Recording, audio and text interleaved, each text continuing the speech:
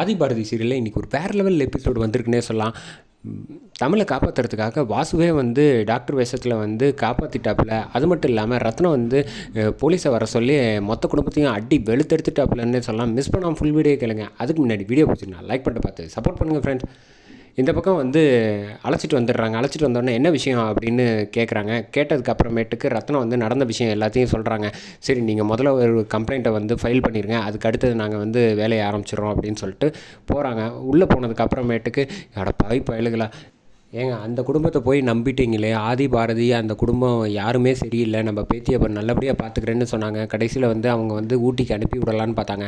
அதை அனுப்ப முடியலங்கிறதுக்காக ஏதோ செஞ்சுட்டாங்க. எனக்கு வந்து ரொம்ப கவலையாக இருக்குது அப்படின்னு சொன்னோன்னே, மாப்பிள்ளை நீங்கள் வந்து முதல்ல இன்ஃபார்ம் பண்ணுங்கள், இல்லை நீங்கள் சொல்கிறீங்களா இல்லை நான் சொல்லட்டுமா அப்படின்னோன்னா, மாமா முதல்ல பதட்டப்படாதீங்க, வந்து சொல்லட்டும், சொன்னதுக்கப்புறமேட்டுக்கு என்ன விஷயங்கிறதெல்லாம் நம்ம பார்த்து புரிஞ்சுப்போம், கொஞ்சம் நேரம் இருங்க, நான் போய் வந்து ஜாமான்லாம் அவங்க கேட்குறது எல்லாத்தையும் வாங்கிட்டு வந்துடுறேன் அப்படின்னு சொல்லிட்டு வந்து வாங்கிட்டு வந்துடுறாப்புல. வந்தோடனே கொடுத்தோன்னே தமிழை பார்த்து செக் பண்ணிக்கிட்டு இருக்காங்க. அதுக்கப்புறமேட்டு கரெக்டாக வந்து மொத்த குடும்பமும் வந்துடுறாங்க. சாரதாலேருந்து எல்லோரும் வந்தோன்னே வந்து, எதுக்குடா இப்படி பண்ணி வச்சுருக்கீங்க, என் பேத்தி உங்களுக்கு என்ன தொந்தரவு பண்ணாலா, சொல்லியிருந்தேன் நான் அழைச்சிட்டு போய் சந்தோஷமாக என் கூட வச்சு வாழ்ந்துருப்பேனே, ஏன்டா இப்படி பண்ணீங்க அப்படின்னு சொன்னோன்னே, சம்பந்தி தயவு செஞ்சு மன்னிச்சிருங்க அப்படின்னோன்னே, நீலாம் பேசவே பேசாதமா, அந்த வார்த்தைக்கு உண்டான அர்த்தமே கிடையாது, ஏமா கொஞ்சம் கூட மனசாட்சி இல்லாமல் வந்து இப்படி இருக்காளே, உடனே சொல்லியிருந்தீங்கன்னா அழைச்சிட்டு வந்துருந்துருக்கலாம்ல, ஏன் இப்படி பண்ணீங்க அப்படின்னதுக்கப்புறம் சாரதா வந்து நடந்த விஷயத்தை எல்லாத்தையும் சொல்கிறாங்க. ஏமா இப்படி, இதெல்லாம் ஒரு விஷயமாவா, அப்பயே வந்து ஒரு 10 நிமிஷம் முன்னாடி வந்திருந்தால் எந்த பிரச்சனையும் இல்லை அப்படின்னு சொல்கிறாங்கல்ல,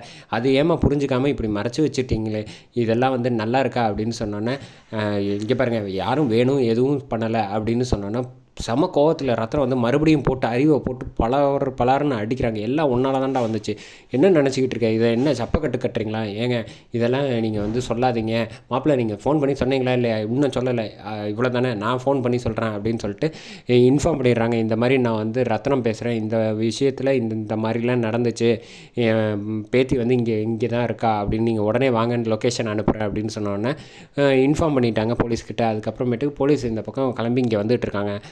இந்த பக்கம் வந்து டாக்டர் வந்து வெளியில் வராங்க. என்ன ஆச்சு அப்படின்னு வந்து ரத்னம் கேட்டேன். ஒன்றும் பிரச்சனை எல்லாம் இல்லை, நல்லா தான் இருக்காங்க, பட் ஆனால் ஏன்னு தெரியல அவங்க வந்து கண்ணே திறக்கல. ஒரு 10 நிமிஷம் முன்னாடி வந்திருந்தால் எந்த ஒரு பிரச்சனையும் இருந்திருக்காது. இதுக்கு ஒரு ஸ்பெஷலிஸ்ட்டை வந்து ஒருத்தரை வர சொல்லியிருக்கேன், அவர் வந்து பார்த்ததுக்கப்புறம் தான் எதுவாக இருந்தாலும் சொல்ல முடியும் அப்படின்னு சொன்னோன்னே, எனக்கே என்ன பண்ணுறதுன்னு புரியல அப்படின்னு யோசித்து சொல்லிகிட்டு இருக்காங்க. இதை பார்த்தோன்னா இன்னும் கோவம் வந்துருச்சு. அட பாவி பயலுகளா, இனிமேல் வந்து உங்களெல்லாம் சும்மாவே விட மாட்டேன், உள்ளே தூக்கி வைக்காமல் வச்சு அடின்னு அடிக்க வைக்கிறேன், இருங்கடா அப்படின்னு ரத்னம் கத்திக்கிட்டு இருக்கோன்னே, இங்கே வந்து தயவு செஞ்சு கத்தாதீங்க, பேஷண்ட் வந்து டிஸ்டர்ப் ஆகுறாங்க அப்படின்னு சொன்னோன்னே சரி அப்படின்றாங்க. அதுக்கு அடுத்தது கரெக்டாக ரொம்ப வருத்தப்பட்டுக்கிட்டு இருக்கப்போ வந்து கோவிலில் வந்து சாமியை காமிக்கிறாங்க. சாமியை காமிச்சதுக்கப்புறமேட்டுக்கு டக்குன்னு பார்த்தா ஒருத்தர் வந்து நடந்து வந்துட்டுருக்காங்க. வர்றது பார்த்தா தான் தெரியுது, டக்குன்னு வாசு, நீங்கள் ஒன்றும் கவலைப்படாதீங்க, உங்கள் பேத்தியை வந்து குணப்படுத்தி தர வேண்டியது என்னோட பொறுப்பு அப்படின்னு சொல்லிட்டு, டாக்டர் உங்களை நம்பி தான் இருக்கேன் அப்படின்னு சொன்னோன்னா, நீங்கள் ஒன்றும் கவலைப்படாதீங்க, உங்கள் பையன் மாதிரி நான் வந்து பார்த்துக்கிறேன் அப்படின்னு சொல்லிட்டு உள்ளே போகிறாங்க. போனோன்னே வந்து தலையை தடவி கொடுக்க ஆரம்பித்தாங்க. தலையை தடவி கொடுத்தோன்னே கண்ணை திறந்துடுறாங்க நம்ம தமிழ். வாசு அப்பா அப்படின்னு சொன்னோன்னா 2 பேரும் வந்து விளையாட ஆரம்பிச்சிடுறாங்க. எப்போதும் சின்ன பிள்ளையில் விளாட்ற கேம் எல்லாம் விளாட்றாங்க. கையில் விரலில் வந்து கேம் விளாண்டுட்டுருக்காங்க. விளாண்டு முடித்தோன்னா சரி என்னப்பா என்னை விட்டுட்டு கிளம்புறியா அப்படின்னோன்னா, ஆமாம் நீ ஒன்றும் கவலைப்படாத, உன் கூட தான் நான் எப்போதும் இருப்பேன் அப்படின்னு சொல்லிட்டு தலையை தடவி கொடுக்குறாங்க. பார்த்தா டக்குன்னு வந்து காணா போயிடுறாங்க நம்ம வாசு. வெளியில் வந்து கரெக்டாக போலீஸ் இன்ஸ்பெக்டர் வந்துடுறாங்க. வந்தோன்னே அவங்கக்கிட்ட வந்து பேச ஆரம்பிக்கிறாங்க. ரத்னா நடந்த விஷயத்தெல்லாம் சொன்னோன்னா, இவங்க உடனே வந்து ஆல்ரெடி நம்ம வக்கீல்கிட்ட சொல்லியாச்சு, அது மட்டும் இல்லை சார், நடந்தது வந்து ஒரு தற்செயலாக நடந்தது, இவங்க வந்தால் சத்தம் போடுவாங்கங்கிறதுக்காக நாங்கள் பயந்துட்டோம் தவிர மற்றபடி வேறு இன்னும் இல்லை அப்படின்னோன்னே, சார் இவங்க சொல்கிற எந்த ஒரு விஷயமும் நம்பாதீங்க, என் பேத்தி இன்னும் கண்ணையே திறந்து பார்க்கவே இல்லை அப்படின்னு சொன்னோன்னே, இங்கே வந்து வந்தோன்னே உள்ள ஒருத்தர் செக் பண்ணிகிட்ருக்காரு, அவர் எங்கே அப்படின்னோன்னே, யாருமே வரலைங்க, நான் தாங்க இப்போ தான் வந்திருக்கேன் அப்படின்னோன்னே, என்ன சொல்கிறீங்க அப்படின்னு ரத்னம் கேட்குறேன். எனக்கே என்ன நடக்குது புரியல, இருங்க நான் உள்ளே போய் பார்த்துட்டு வரேன் குழந்தைய அப்படின்னு சொல்லிட்டு போகிறாங்க. பார்த்தா நல்லபடியாக ஒரு பிரச்சனையும் இல்லாமல் சந்தோஷமாக கண்ணை திறந்து சிரிச்சுக்கிட்டு இருக்கா.